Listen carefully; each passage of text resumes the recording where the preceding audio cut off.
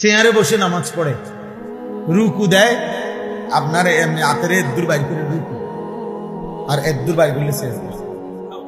হ্যাঁ হ্যাঁ, এটা রুকু, এটা রুকু, একদ্দুর হাত দিলে রুকু, আর এদ্দুর দিলে সেজদা।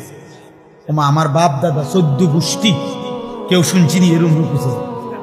কিরে ভাই, কেউ যদি রুকু সেজদা সরাসরিটা দিতে না পারে তো এর ভিন্ন পদ্ধতি এইটা, এই এমনি আত্মদূর বাইর করে রুকু আর পুরো হাত বাইর করে দিলে এটা সেজদা।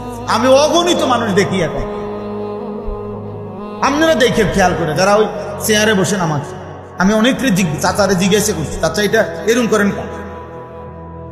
রুকু সেজদা এটা কোত্থেকে শিখলেন? কয় দেখছি তো অনেকেই, তো এমনি দলিল হলো অনেকেই। ওই যে আমাদের একজন কুমিল্লার বক্তা আছে রফিকুল্লাহ আফসারি সাহেব, ওনার এক বয়ান লিখেছে 11টা কিতাব, এর মধ্যে এই দেখ আর একটা হইলো অসুবিধা কি, এইটা একটা কিতাব, অসুবিধা কি এইটাও একটা কিতাবের নাম, মানে এইটা একটা কিতাব যে অসুবিধা কি। কথায় কথায় কি করে, অসুবিধা কি, এই অসুবিধা কি কিতাবের মধ্যে রাখাইছে না। বাস মস্কারি করলে হবে না।